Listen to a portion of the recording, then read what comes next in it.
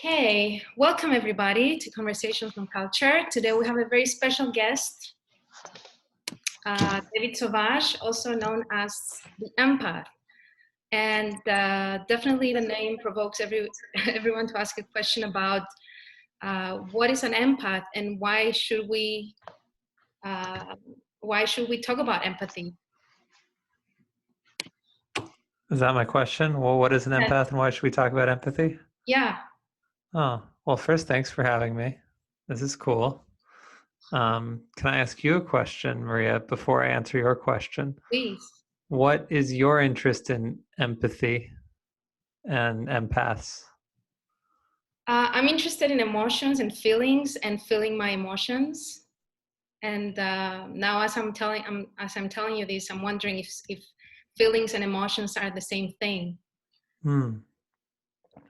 Well, we use the words interchangeably, so I think it's okay to think of them as the same thing.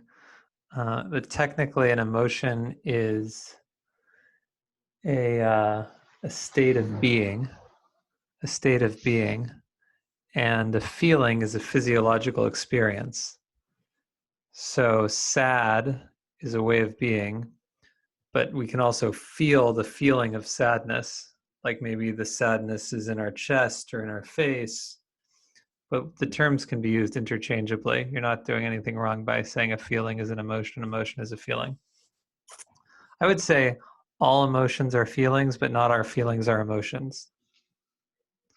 Um, and And an empath, to go back to your question, empath, as I use the term, is somebody who feels the emotion of others.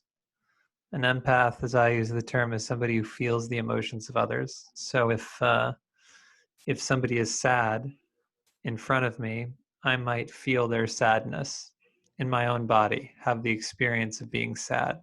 That's how I use the term empath.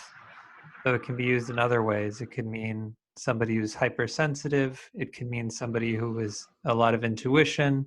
The word can be used in all these ways, and they're all perfectly fine ways of using the word. And empathy, why is empathy important? Um, it's not that I'm into empathy because it's important. I'm into empathy because I'm good at it. And and so like anybody who has a skill, um, I've cultivated it and practiced it, and it's my jam. But I'm not sure it's. I mean, like, I wouldn't want to say it's more important than music or math or any other form of activity. Um, but I guess we could say about empathy is uh, empathy is a way of bridging the gap between people. Empathy is a way of bridging the gap between people. If I truly understand what you're going through, then we are more able to connect authentically. And I'm able to help meet your needs, and you're able to help meet my needs. And we're moving toward a more compassionate world together. Beautiful. But why feelings are so complex sometimes? What makes it stagnate and difficult to deal with, and people pay attention more to intellectual knowledge than feelings in order to accomplish what you just said? Um, feelings, I don't know if feelings at their core are difficult. Um, like, I don't think children have trouble with feeling their feelings. I think as we get older, we get manipulated out of our feelings or confused out of our feelings, and we're told that our feelings aren't okay in some way or form. So we learn that we have to hide them. And sometimes that means feeling what we're feeling and hiding it to the outside world, which is sad. But sometimes it means even hiding it from ourselves. So we start to confuse ourselves about what we're feeling in order to fit in or in order to get something done.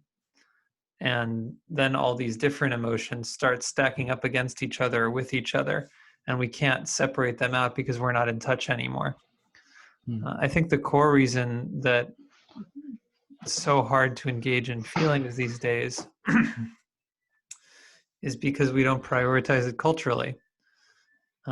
If I go into a room and say, I have a goal, help me, 100 people will raise their hand and say, I want to help you with the goal. If I say, I'm having a feeling and I really want to be held and understood, a few people will reach out and engage. But it's a much different kind of need, and it isn't met as much in the culture. So, can I barge in for a second here, Maria? Yeah, sure. So then, how would you tell the difference between sympathy and empathy? That's a two-part question here. So the first part is, what would be the difference between sympathy and empathy?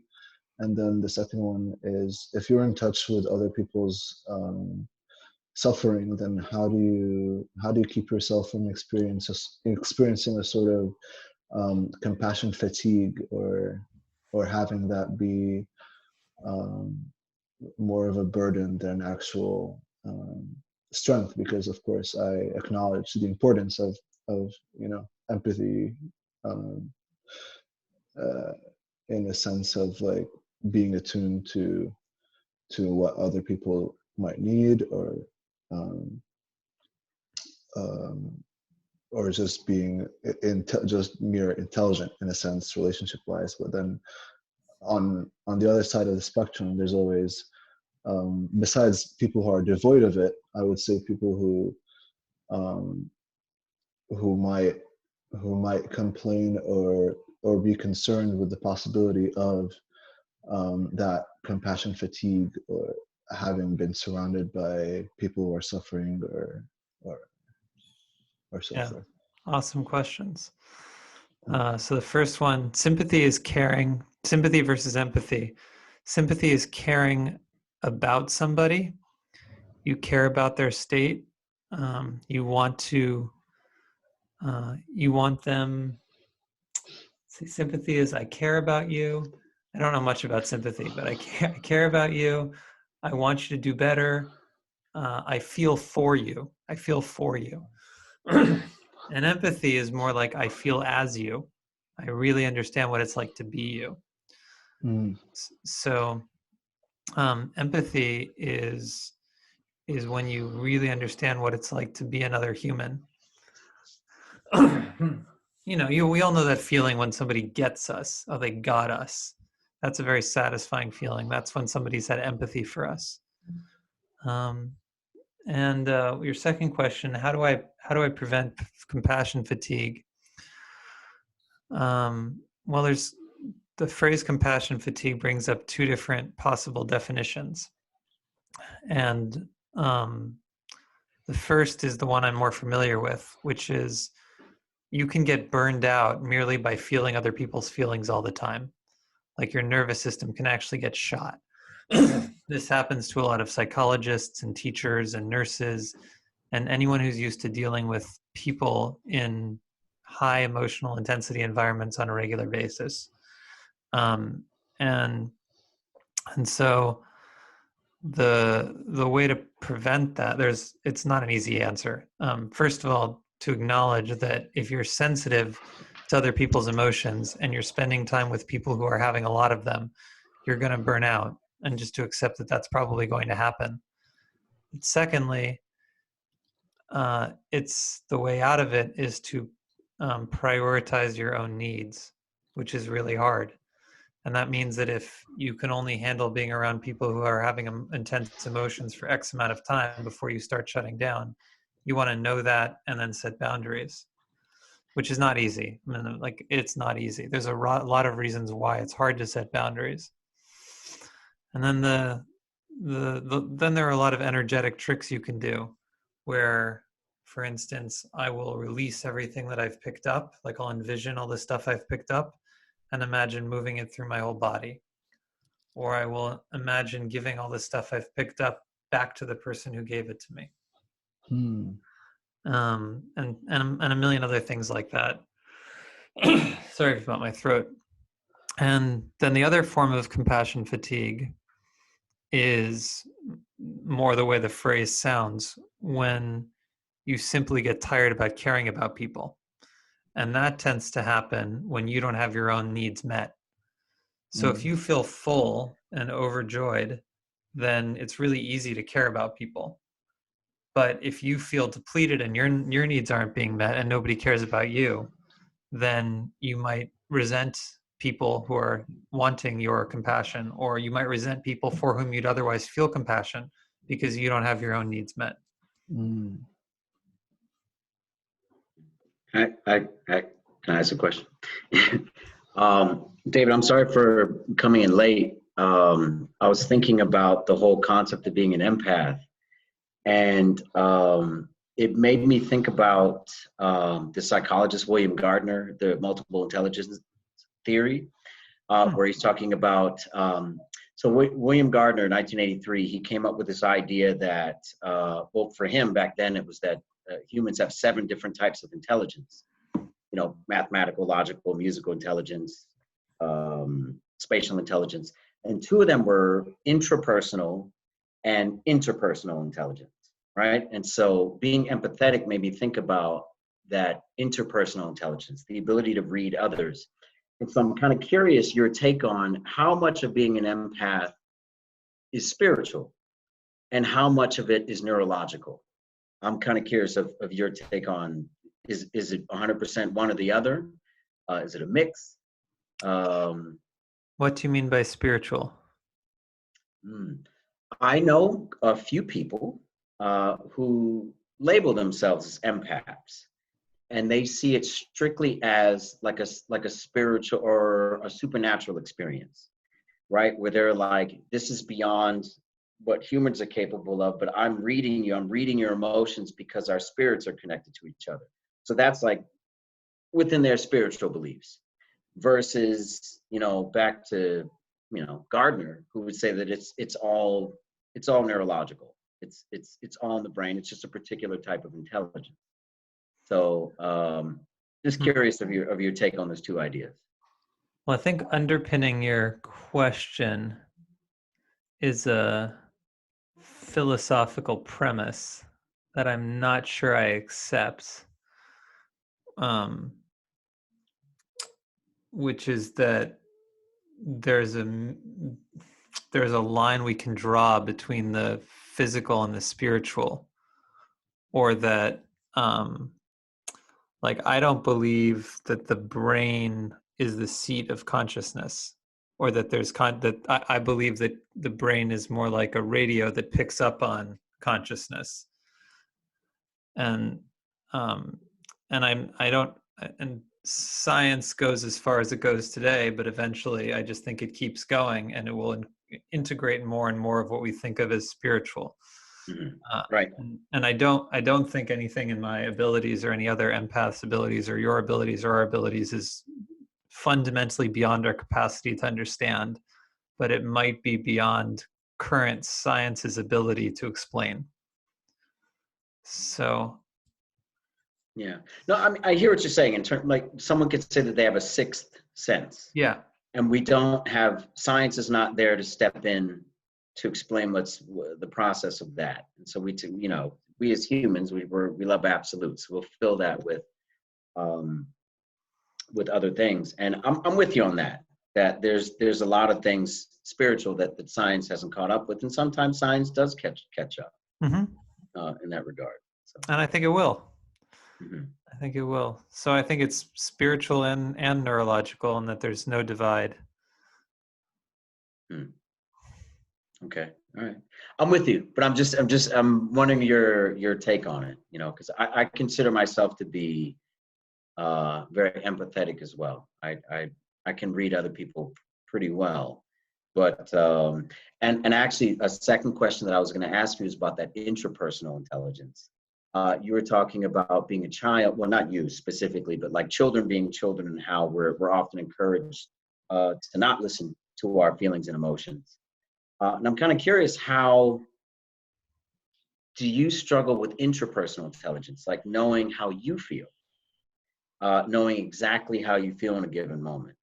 Does it come to you in the same way that it comes when you're in front of other people and you can read what they're feeling? Can you read your own feelings with the same strength? Yes, and I think the 2 are really connected. Sure. At least in the physical sense. my ability to feel what other people are feeling is directly connected to my ability to feel my own feelings.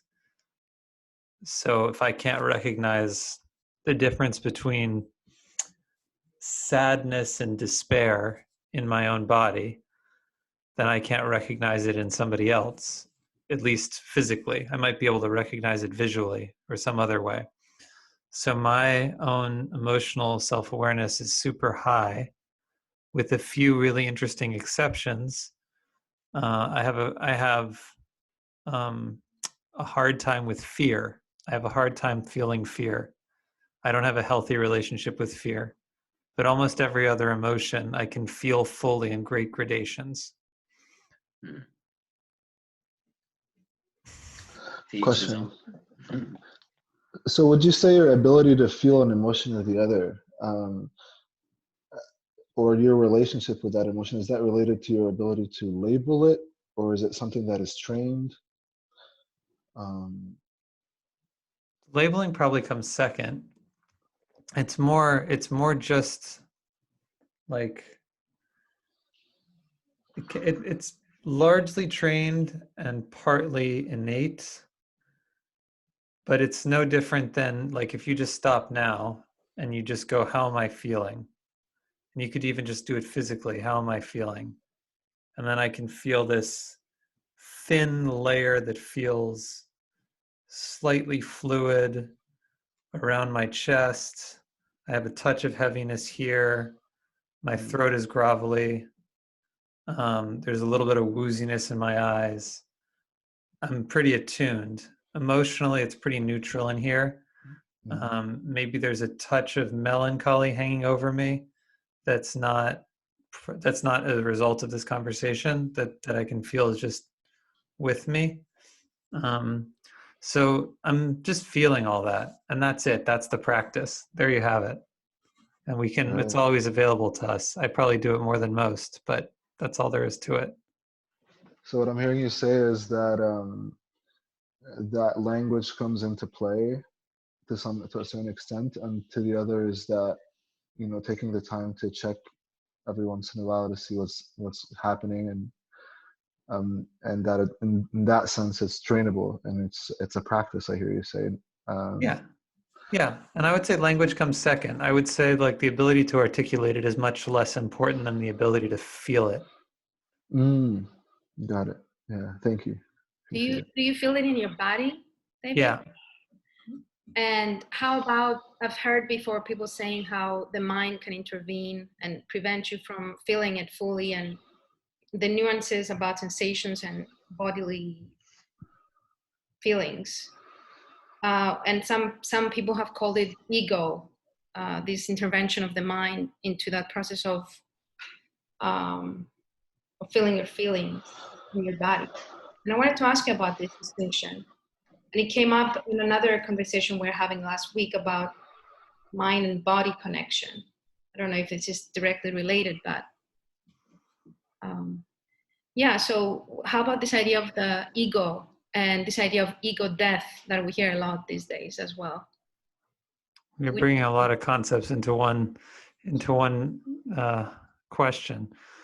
The mind or the ego or whatever, some other force might need you to believe things about your feelings that aren't true, and tell you that you're feeling things you're not, to achieve a certain goal or to fit in. So, for instance, we often pretend how we're feeling. If somebody says, "Are you okay?"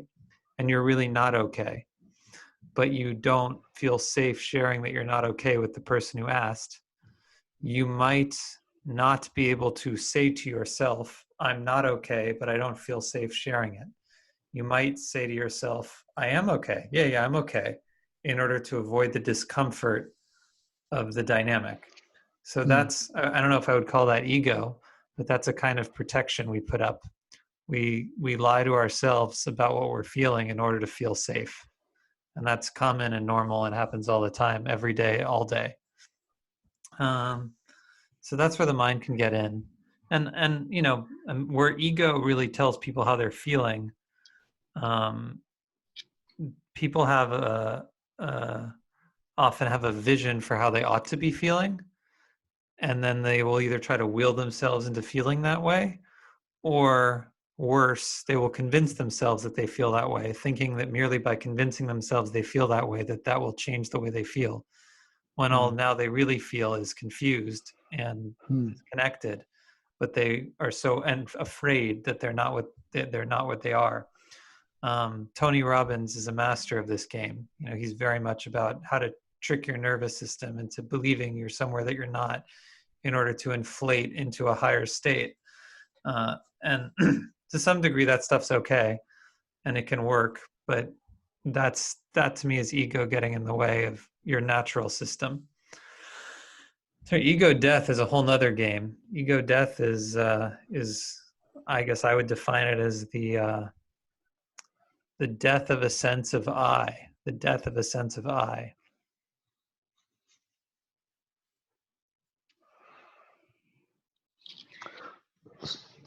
I can barge in. So there's a concept that goes around that is, if you don't feel your emotions fully, then they get repressed. That's one side of the story. On the other side, they say that if some emotions are expressed, like anger, you can exacerbate them, or potentiate them. So I just wanted to get your take on that from a practical point of view. So let's say I feel anger, for example, and I know that it may not be the healthiest to express it, but then I also find that it's, say, not a pleasant feeling. So then how can I tell whether I'm repressing it or whether I'm feeling it on one side? And then should I actually repress an emotion, then what would be a way to release it later on? I love these practical emotional questions. They're my favorite. And I like the mechanics of them. It's a big distinction to make first between feeling an emotion and expressing it. So if you take Right. anger, your example, something causes anger to rise up in you. Now, unhealthy is, I'm not feeling anger. I don't want to feel anger. Put that away. That's unhealthy.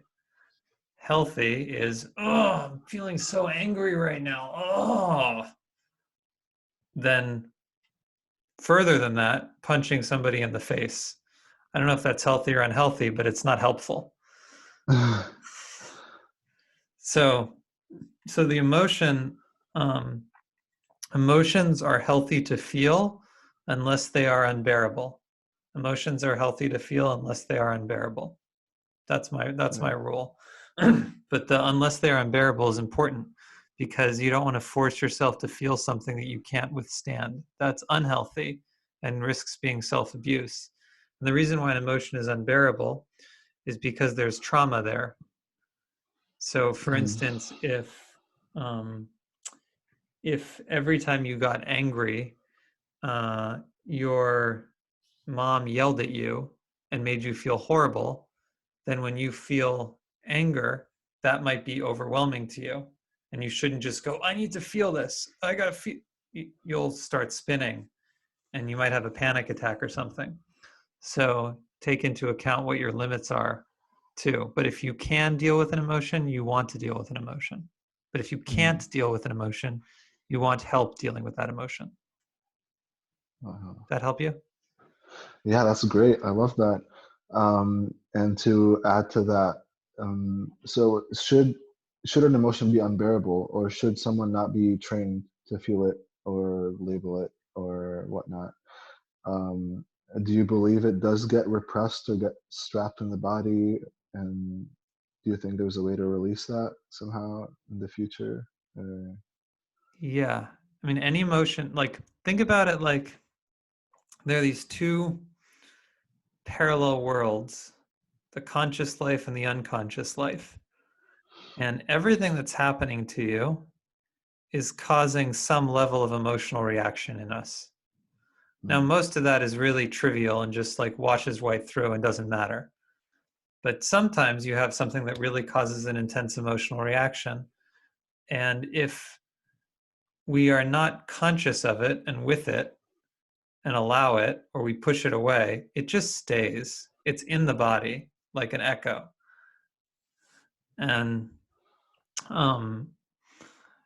And the way to release those trapped emotions is by developing a healthy relationship to the emotions that are coming up.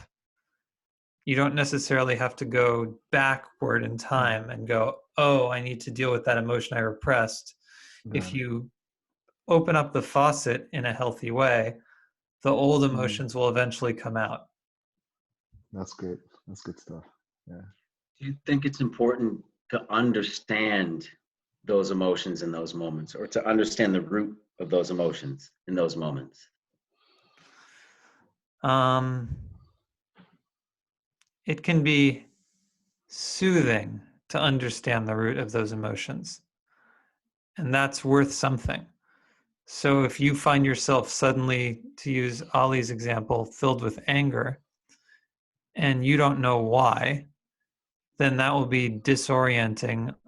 You will be feeling rage and disorientation, and that's much less pleasant than if you understand, oh, I'm angry because that person did this. Now at least you're just feeling rage. Right. So the context, when you understand yourself, you're going to feel better. Just like if somebody else understands you, you feel better. But for the emotion to flow, you don't need to understand it. For the emotion to flow, you don't need to understand it. It's enough to feel it. Now, if the emotion is an extremely unpleasant one and it's happening on a regular basis and you don't understand it, I personally would want to know what's going on and really track what's happening, because that's something that wants to be healed. Sometimes I would like to know, because I mean, I was thinking about trauma when I was asking about that, and sometimes we don't remember our traumas, but we can feel the feeling of it. Yeah. And we can feel the emotion tied to it. And me personally, I have a thing where like I want to like be able to see the trauma detail for detail in order to make sense of what I'm feeling, and I'm wondering if that work is even worth it. Go the other way around, which means, what I mean by that is, the feelings are memories of the trauma. Right. They're just not visual. And so the more you get into the feeling of it, again, to the extent that you can bear it, the more you get into the feeling of it, the more likely the story will emerge through that. You don't have to go story first. You can go feeling first, and it'll lead to the story. And it is definitely not necessary to understand the trauma that happened to you in order to heal it. It's definitely not necessary. It is only necessary to process the emotions associated with the trauma, whether or not you remember what happened. Very nice. Thank you. Yeah. This is very helpful. I think you're helping a lot of people, David, with your insights, I'm sure. And the more people will hear it and be benefited from it. And I also want to mention that you have workshops that people can go on your website and find those workshops. I think you're having them every other Thursday or something like that. And especially, and also to mention that you have workshops for empaths as well, right? And one of those workshops was about healthy communication. And you mentioned earlier how sometimes you don't want to say to somebody, I don't feel comfortable sharing this feeling with you, so I'm going to repress my feelings. So that's kind of like unhealthy communication. So how would you become more healthy in how you communicate your ideas and feelings to other people?